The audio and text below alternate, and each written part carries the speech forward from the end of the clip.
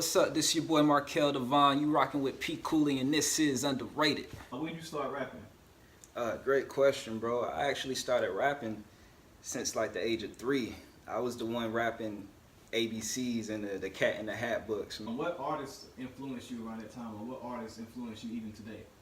Man, I was actually waiting on this question, bro.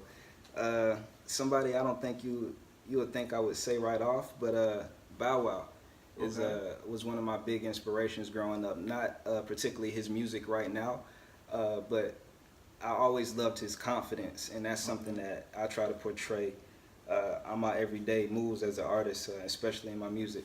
Are you strictly a Christian rapper? Do you feel like that's the type of box you're in, or do you want to be marginalized, or do you consider yourself a rapper, or are you strictly a Christian rapper? Right. Well, this is a tough question, bro. The best way I could put it, I always want to be more Christian than I am a rapper. I'm just now, I got baptized maybe 2 years ago, so I'm just now, my faith is just now to a point where it's growing and I can share my story in that form. And I was definitely a rapper first, but now that I understand it, I definitely am geared to being a Christian more than I am a rapper. So I'm definitely a Christian rapper, 100%. Where did you come up with Mayweather? What was your thought process behind Mayweather? Oh man, Mayweather, and this is the thing about it. Mayweather, I was in such a dark place when I wrote that. I was actually, let's go ahead and get personal with it, bro. I moved out my apartment and was actually living with my girlfriend at the time. So things went kind of sour, and so I felt like I was in a very dark spot, and I was trying to find a way out. Okay. And so the inspiration came. I actually just, the homies called me and they wanted me to come kick it with them for a few hours. And this is the good thing about having genuine and true brothers as friends. They sat me down and they was like, "Yo, Kel, like, what are you doing?" And ever since then, like, I took it to heart and I used it to my advantage, and that's where Mayweather came from, man. I realized that as long as God is in the picture, as long as I got God and my family and friends with me, like there's no way I can be defeated. Like I'm undefeated. So that's where Mayweather came from. To be honest, man, Mayweather, actually I recorded that in my home studio, and it wasn't even an upgraded home studio. It was a little USB mic that had a sock over it for a pop filter. Why did you decide to name it Spark? Spark. What was the process behind that? What were you feeling behind that? Spark. For me, it was actually, the original title was called Light the City Up, but I wanted to. It's almost like it's levels. Like I want to be the light, but before you can be the light, there's dark before the lightness. So that's where I got Spark from. Okay. And Spark is the EP. Eventually, Light the City Up will be the album. It's kind of like a series. But Spark is really me coming out that dark place, just like Mayweather, and sharing my testimony and how I'm getting to where I'm going. And that's the birth of Spark. Great question. Cardo and I met up actually at Claflin University. Back then, I was putting out little tracks on SoundCloud. I had wrote a track, me trying to pour my heart out to a little shorty, and he came across it. And of course, the quality of it was horrible, but he actually heard something in that. Okay. And so he hit me up and was like, "Hey, yo, I got this beat for you. Come through the little studio on campus." So I came through. He gave it to me, and it was actually the name of the song was "Dollar in a Dream." Okay. And it's kind of crazy because the last song on the EP now is called "Dream Chasers." And it's actually just a remix from that first song that we ever did together. So that's a little background about how me and Cardo linked up. What would you say your favorite song, Offset Your Chances, would be? If me and Cardo had to sit down and pick a favorite song together as one, I would say it would be track number 3, and it's titled "Cloudy Days," and that's because just the rawness of it, just the emotion behind the track.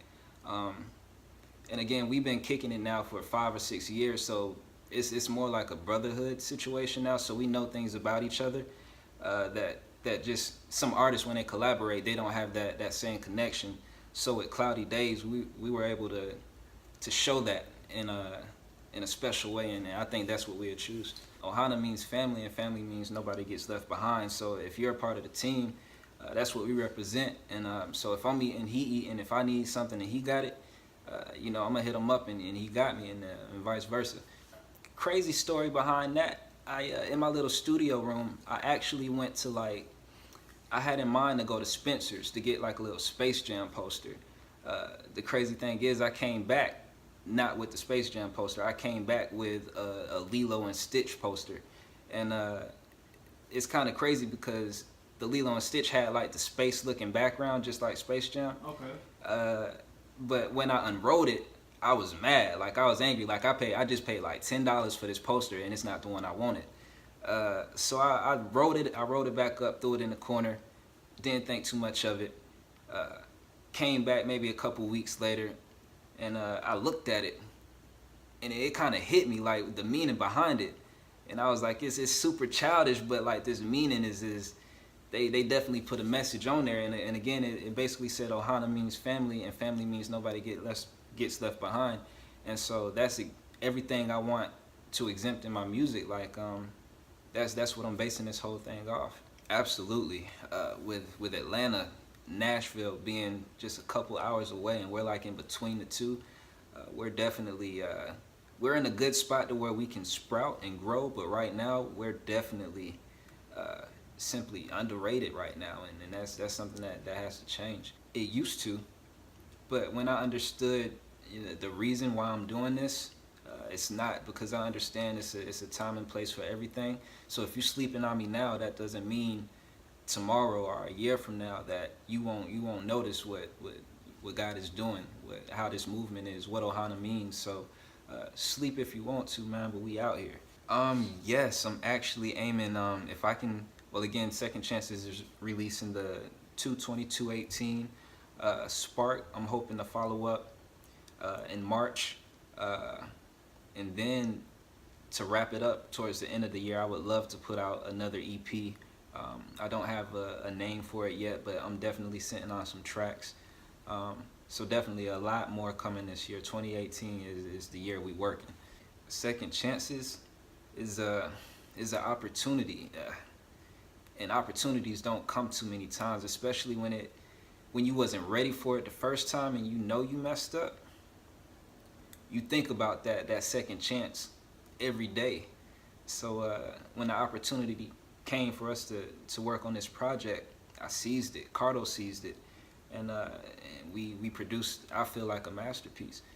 And that's what Second Chances means to me, just grasping that opportunity that you messed up on the first time. Yeah, everything is Markell Devon. That's spelled MarkellDevon. And that's the same for all my social media. So that's on Facebook, Instagram, and Twitter. And from there, just click the links in my bios. That'll lead you to all my music and my websites. Those spiritual showers cleansed me for an hour. Dipped in and I let go. Then God took I stepped in the water was cold. It chilled my body, but not my soul. My mama was crying. And Granny was praying to